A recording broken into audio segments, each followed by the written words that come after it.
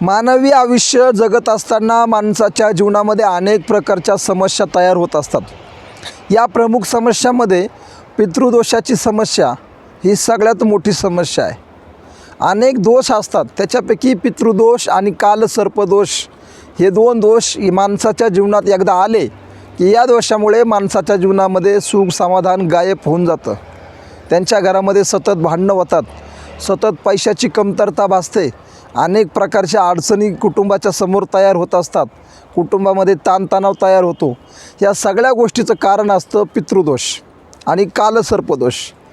आता हा पितृदोष माणसाला एवढा बेजार करून सोडतो, एवढा त्रस्त करून सोडतो की कोणताही उपाय करा हा पितृदोष नष्ट होत नाही.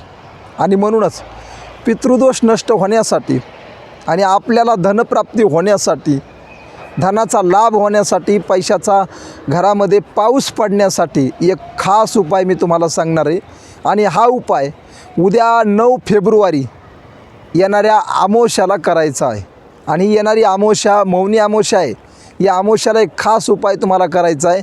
आणि हा उपाय जर केला तर तुमच्या जीवनातला पितृदोष आणि सर्पदोष कायमचा नष्ट होऊन जाईल आणि तुम्हाला धनप्राप्ती होईल.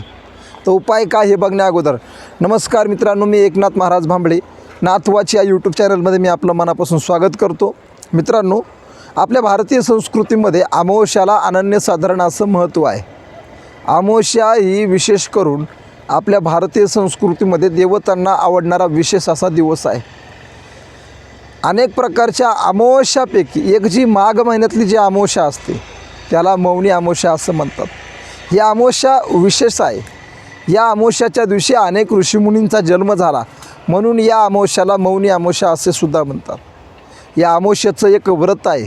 या अमावस्याच्या दिवशी जी कोणी व्यक्ती मौन अवस्था धारण करेल आणि मौन अवस्था धारण करून अनेक प्रकारे ईश्वराची उपासना पूजा अर्चा करेल त्या व्यक्तीला विशेष असं फळ मिळतं. तर मित्रांनो, तुम्ही जर आमच्या यूट्यूब चॅनलवर नवीन असाल आणि जर तुम्हाला आमचे व्हिडिओ आवडत असतील तर तुम्ही आमच्या यूट्यूब चॅनलला एकदा सबस्क्राईब करून घ्या. तर या मौनी अमावस्याला एक उपाय करायचा. हा उपाय जर तुम्ही केला तर तुमचा पितृदोष नष्ट होऊन जाईल आणि तुम्ही सुखी आणि समाधानी जीवन जगू लागाल. तुम्हाला धनप्राप्तीसुद्धा होऊ शकते. तर मित्रांनो, काय उपाय आहे ते सगळ्यात अगोदर सांगण्या अगोदर तुम्हाला माझी विनंती आहे, अमावस्याच्या दिवशी आपल्याला सकाळी लवकर उठायचं आहे. सकाळी 9च्या दरम्यान अमावस्याला प्रारंभ होऊन जाईल आणि अमावस्याला सकाळी लवकर उठून आपल्याला आपले नित्यविधी प्रातःविधी आवरून घ्यायचे आहे. आणि अमावस्याच्या दिवशी आपल्याला रात्री ठीक 7:30च्या दरम्यान, रात्री 7:30च्या दरम्यान गावातल्या पिंपळाच्या वृक्षाखाली दिवा लावायचा आहे. तो दिवा कोणता लावायचा तर शुद्ध गाईच्या तुपाचा दिवा लावायचा आहे. तो कशा प्रकारे लावायचा? पिंपळाच्या झाडाच्या अवतीभोवती सडासमार्जन करून ती जागा स्वच्छ करून घ्यायची आणि पिंपळाच्या झाडापुढं आपल्याला रांगोळीसुद्धा काढायची. आणि रांगोळी काढून त्याच्यावरती तांदळाचं स्वस्तिक काढायचं आहे. तांदळाचं स्वस्तिक काढून झाल्यावरती 5 ठिकाणी आपल्याला 5 अक्षता ठेवायच्या आहेत. आणि त्याच्या माध्यमातून हळदी, कुंकू, हळकुंड, सुपारी वगैरे आपण ठेवू शकता. आणि त्या तांदळाच्या स्वस्तिकावरती आपल्याला दिवा ठेवायचा आहे. आणि त्या दिव्यामध्ये शुद्ध गाईचं तूप असलं पाहिजे आणि त्याच्यामध्ये तो दिवा असला पाहिजे. आणि त्या दिव्याची वात ही लाल रंगाची असली पाहिजे. त्यासाठी तुम्ही लाल रंगाचा धागासुद्धा वापरू शकता, बाजारातही ते उपलब्ध आहे. हा दिवा त्या ठिकाणी आपल्याला प्रज्वलित करायचा आहे. दिवा लावल्यावर आपल्याला त्याच ठिकाणी आजूबाजूला ज्या 5 दिशा असतात त्यापैकी ईशान्य जी दिशा असते, ईशान्य दिशेच्या कोपऱ्यावरती आपल्याला 5 भाताचे गोळे ठेवायचे आहेत, शिजवलेल्या भाताचे गोळे. ते कसे शिजवायचे तर भात शिजवत असताना त्याच्यामध्ये काळे तीळ मिसळायचे आणि ते शिजवलेल्या भाताचे गोळे काळे तीळ मिश्रित असणारे ते भाताचे गोळे त्या ठिकाणी ईशान्य बाजूला 5 गोळे करून ठेवायचे आणि रात्रभर तो दिवा चालू राहील अशी अवस्था त्या ठिकाणी करायची आहे. वाऱ्यानं विजता नाही, वाऱ्यानं तो दिवा विजू नये याच्यासाठी आपण त्याच्यावर काचेचा कंदीलसुद्धा ठेवू शकता किंवा तो दिवा झाकण्याची सुद्धा व्यवस्था करू शकता. फक्त रात्रभर तो दिवा विजला नाही पाहिजे पिंपळाच्या झाडाखालचा. आणि मग दुसऱ्या दिवशी सकाळी उठल्यावरती आपल्याला तो दिवा घरी घेऊन यायचा आहे. आणि जे भाताचे 5 गोळे आपण काळ्या तिळाचे बनवलेले असतात तांदळाचे मिश्रित करून, तर ते 5 गोळे आपल्याला नदीमध्ये अर्पण करायचे, माशांना ते खाऊ घालायचे.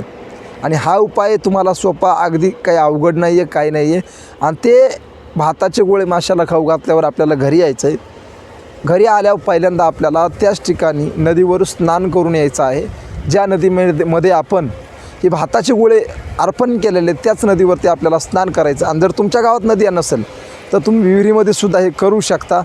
आणि जर विहीर नसेल, नदी नसेल तर तलावात सुद्धा आपण हा उपाय करू शकता. तर ते भाताचे गोळे माशांना खाऊ घातल्यावर स्नान करून आपल्याला घरी यायचं आहे आणि आपल्याला आपल्या घरातल्या देवाला अगरबत्ती, पूजा, उदबत्ती लावायची आहे आणि दिवा लावून आपल्या नित्याच्या कार्यक्रमाला जायचं आहे. तर मित्रांनो, हा अगदी सोपा उपाय. हा उपाय दिसायला जरी सोपा असला तरी हा उपाय आपल्याला मौनी अमावस्याच्या दिवशी करायचा आहे, म्हणजे 9 फेब्रुवारीला करायचा आहे. हा उपाय साधा जरी असला तरी हा उपाय त्या दिवशी करणारा तो दिवस साधा नाही, तो दिवस आहे अमावस्याचा. आणि अमावस्याच्या दिवशी पिंपळाच्या झाडाला जर आपण दिवा लावला तर आपल्या घरातला पितृदोष कायमचा नष्ट होईल. काहीच्या कुंडलीमध्ये कालसर्प दोष असतो, हा सुद्धा आपला दोष निघून जाईल आणि आपल्या घरामध्ये सुख, समाधान, शांती लाभेल आणि आपल्या घरामध्ये धनसंपत्तीचा सुद्धा लाभ होऊ शकतो. कारण जिथे भांडण नाही तिथे लक्ष्मी येत असते असं शास्त्रकार म्हणतात. तर मित्रांनो, हा उपाय नक्की त्या लोकांनी करावा की ज्या लोकांना पितृदोषाची समस्या आहे. आवर्जून हा सर्वांनी उपाय करावा. व्हिडिओ कसा वाटला आम्हाला कमेंटच्या माध्यमातून नक्की कळवा. व्हिडिओ जर आवडला असेल तर आमच्या यूट्यूब चॅनलला नक्की सबस्क्राईब करा. रामकृष्ण हरी.